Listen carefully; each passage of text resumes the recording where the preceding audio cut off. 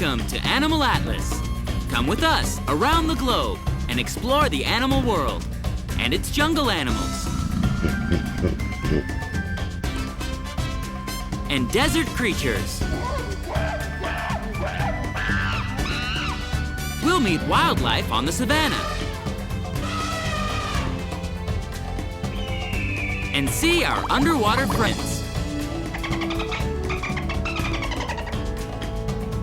And animals from the Arctic Circle. Anywhere, everywhere animals live.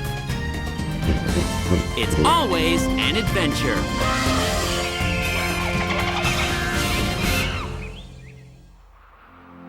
Today on Animal Atlas, we're delving into the astounding sensory world of animals.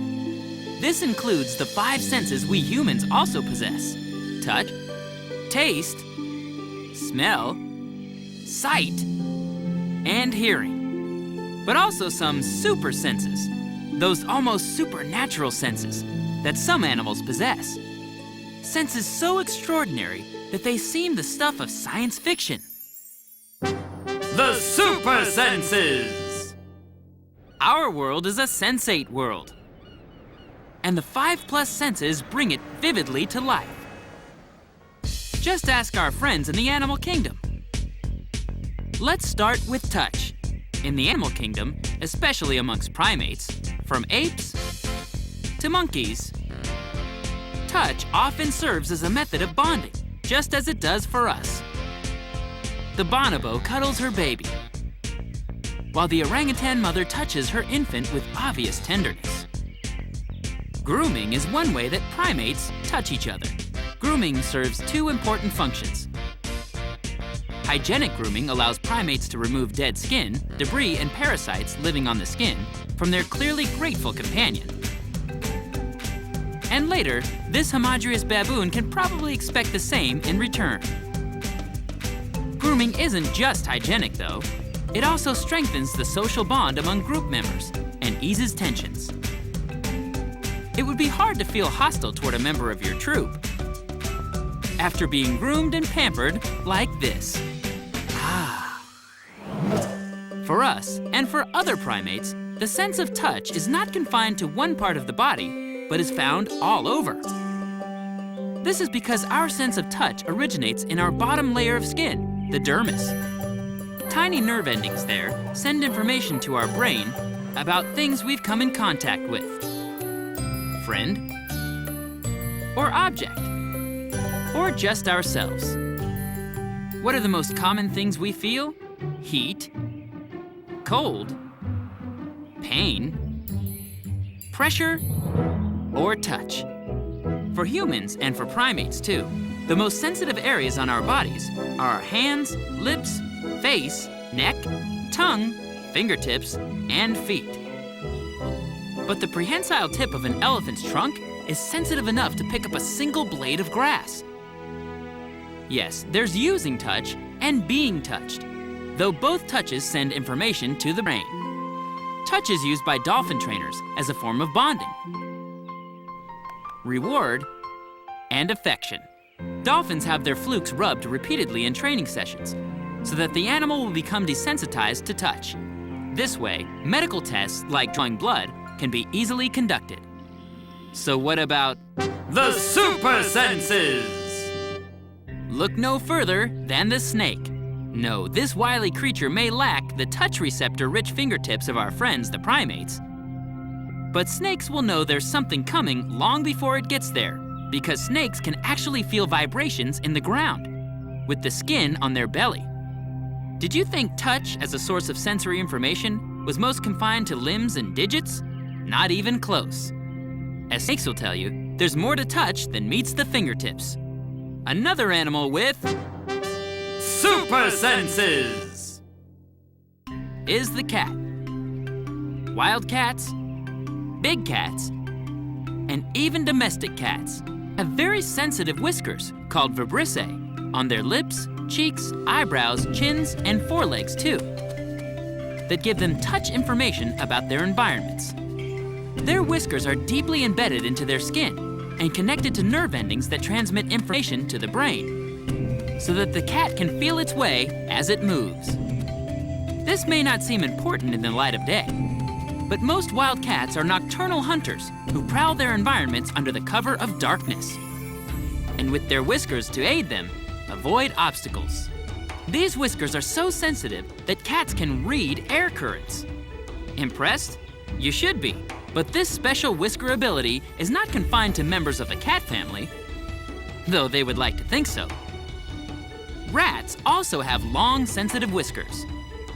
And down at the seashore, crabs have hairs on their claws and other parts of their bodies, which give them touch information about not only what's causing vibrations nearby, but also water currents. Super senses are often combination senses. For example, there's touch taste. No, not touch it and put it in your mouth to taste it. Believe it or not, bees have taste receptors or chemoreceptors on their jaws, forelimbs, and antennae. If you're a bee, want to know what that flower tastes like? Hey, just walk on it. When we come back to Animal Atlas, we'll meet some more animals with super senses. But first, let's see if you can guess this animal fact. What animal has taste receptors on its forelimbs or feet? A. Bee. B. Butterfly. C. Octopus. Or D. All of the above. The answer coming up when we return to Animal Atlas.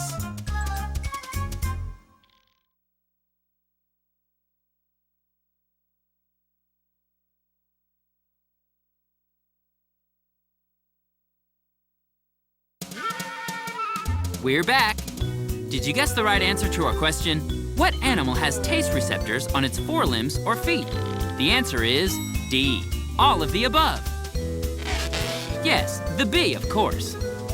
But butterflies are also touch tasters with taste receptors on their feet. And not only that, butterflies also have hairs on their wings, in the manner of our friend, the crab, which can detect changes in air pressure. In the world of butterflies, flower walking on a day with a gentle breeze is an extraordinary sensory experience. If you thought you'd seen it all, who else has the super sense of touch taste? The octopus, of course. See those suckers on those 8 tentacles? They do have taste receptors. What's the benefit of this? You don't have to put something in your mouth if it doesn't taste that good. In case you haven't guessed, insects with taste receptors on their feet, antennae, and mouth parts have the most highly developed sense of taste. Though fish do have the remarkable ability of being able to taste with their fins as well as their mouths. Taste is the weakest of our 5 senses, though it certainly is a pleasurable one, both to us and many of our animal friends. Our human tongue has close to 10,000 taste buds, while a pig has 15,000. Clearly, this animal is known as a connoisseur of taste. But don't count out the vegetation-munching European rabbit. This animal has a whopping 17,000 taste buds. Every blade of grass must be distinguishable to this taste master. Where is our sense of taste located? The same place as our primate friends, in our mouths, especially our tongue. Unlike the beautiful butterfly, we have no sense of taste in our feet. And neither do you, sorry. The sense of smell is an important one, especially for animals that live on land. Predators use their sense of smell to sniff out prey and to identify animals of the same species. Wildcats have a terrific sense of smell, though it's the members of the canid family that win the prize for the best sniffer. The average domestic dog has nearly 220 million smell-sensitive cells, which is more than 40 times what we humans have. A powerful sense of smell allows a predator to track its prey without actually seeing it. Canids, like these African wild dogs, with their long legs, are especially adept at tracking prey over long distances, where most of our big cats prefer the see, stalk, and pounce approach to hunting. While canids, nose scenting, tirelessly pursue their prey, no matter how much of a head start it has. Just to be clear though, We use our nostrils to sniff things out, as do dogs. And cats. A long nose-like protuberance doesn't automatically mean a great sense of smell. Though the giant anteater has a keen sense of smell, the main purpose of that long, tubular snout is to hold its long, thin tongue and enlarged salivary glands. A dolphin may appear to have a long snout, but that's a conical teeth holder, not a nose. In fact, since dolphins and whales lack olfactory receptors, they lack a sense of smell. But what they lack in sensory perception, they make up for with an engaging personality and phenomenal energy. Do birds have a sense of smell? Yes, they do. And though in some birds, sense of smell isn't as important as it is for other animals, for the turkey vulture and most other carrion feeders, it's the sense of smell that helps an animal to locate the dead animals it eats.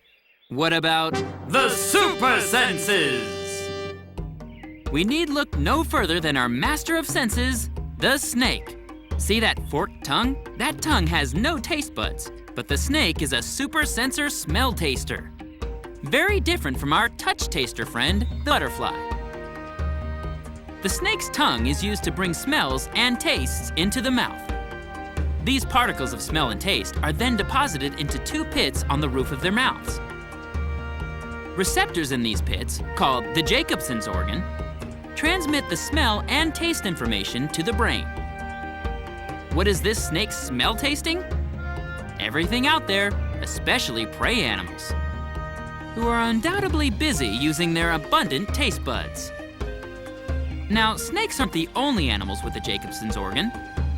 Elephants, too, can transfer chemosensory information to their brains this way, though they use their trunks rather than a forked tongue. Some animals seem to grimace when they are drawing scents across their Jacobson's organ, and this is called a Flehmen response. Big cats do it, and so do zebras. We humans don't have this smell-taste ability, but then neither do apes or cetaceans. Sight is an important sense to a great number of animals. For example, sight is the major sense through which birds perceive their environment. Birds can accurately judge distances when flying, landing, and looking for food. Bird eyes can see considerable distances. A hawk can spot a rodent while flying half a mile above the earth. Owls, with their enormous eyes, which are densely packed with rod cells, or light receptors, are able to see tremendously well in the near dark. Ostriches also have terrific eyesight. In fact, each one of those eyes, which measure 2 inches across, weigh more than the ostrich's brain. Really? Penguins have a flat cornea, which gives them clear vision when swimming underwater. Seahorses have the special ability to move each eye independently.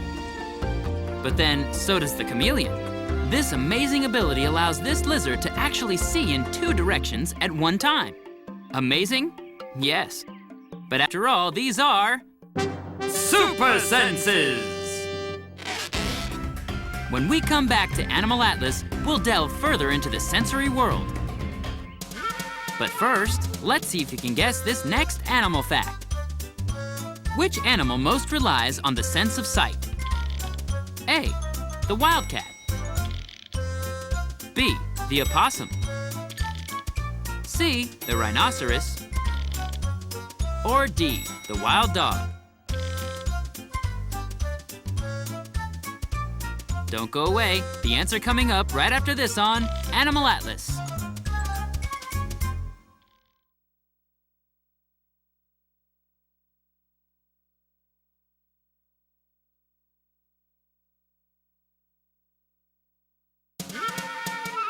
We're back. Did you guess the right answer to our question? Which animal most relies on the sense of sight? The answer is A, the wild cat. The rhinoceros actually has a poor sense of sight, though it does have a good sense of hearing and a keen sense of smell. Opossums, too, are not gifted with good eyesight, but rely on their noses to get them where they're going. Though they are primarily animals that use their sense of smell to tackle the world, wild dogs, and domestic ones too, have far greater eyesight than we tend to give them credit for. But yes, it's the cat family who possesses the near supernatural sense of sight. Cats have a mirror-like membrane at the back of their eyes, called a tapetum lucidum, that lets them hunt and move in almost complete darkness. This reflective surface is what makes a cat's eyes glow in the dark. Add that magic membrane in the cat's eyes to those touch whiskers, and the cat is easily one of the most formidable hunters of them all. Also, a cat's eyes face front, allowing both eyes to work together and give the best depth perception for stalking and pouncing, or even swimming upriver. The ability to hear well is very important to many animals, especially prey animals, who have to keep alert for approaching predators.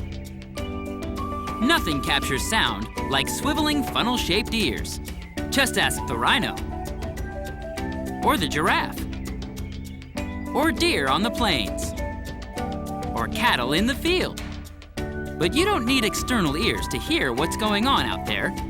Birds hear even better than we do, over a range of frequencies. In fact, so acute is the hearing of certain waterfowl, like geese, that they even have been used as watchdogs throughout history.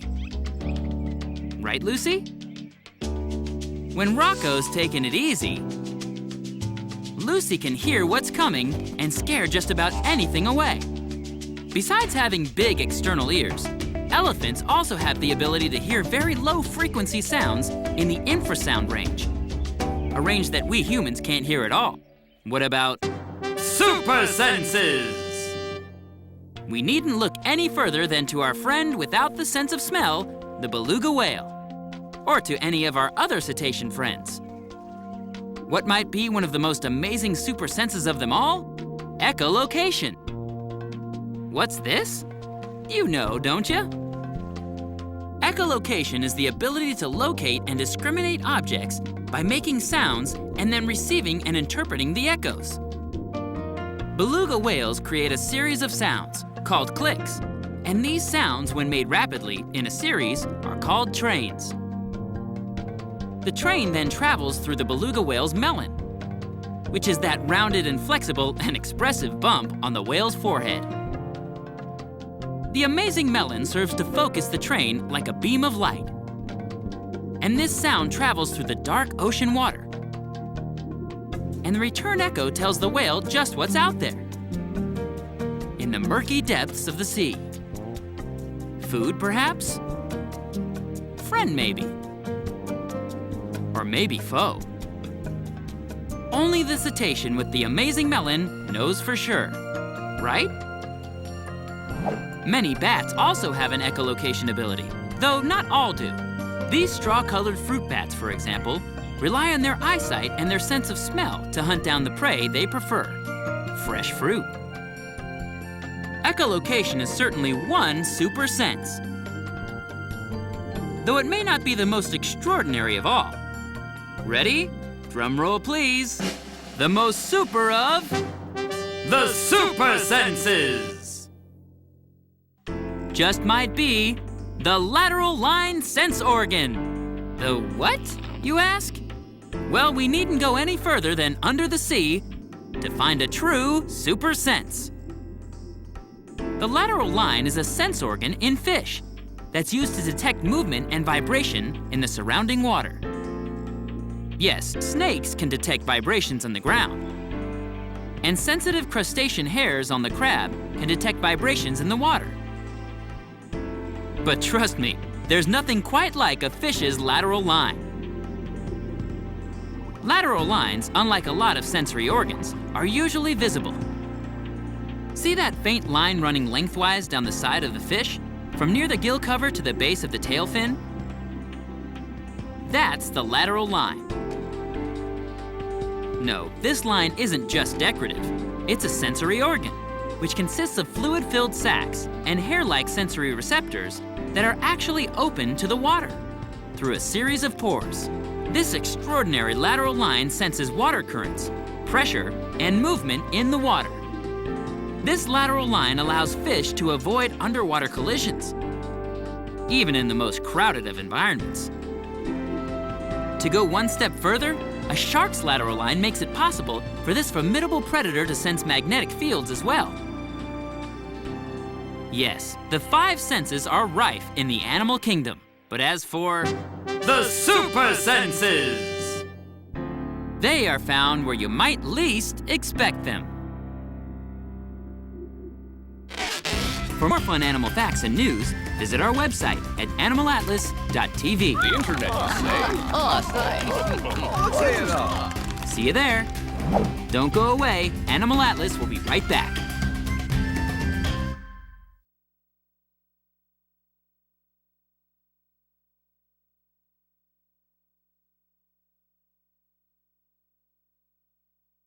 Until next time on Animal Atlas. There's a lot of tension in your lower back. You should really try yoga. Boy, do I need a manicure. And I need a haircut. Here we are at the Extreme Penguin Games, and Gentoo is about to try a double Lutz McTwist, and here he goes. Oh, he just missed the dismount. The crowd is not like that.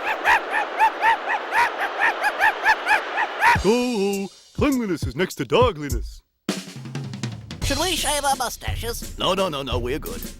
The runner, for some reason, is caught up. He's got a towel over his head. Oh, he's free, and he's safe. I just flew in from Detroit. Boy, are my wings tired, huh? Tip your waitress.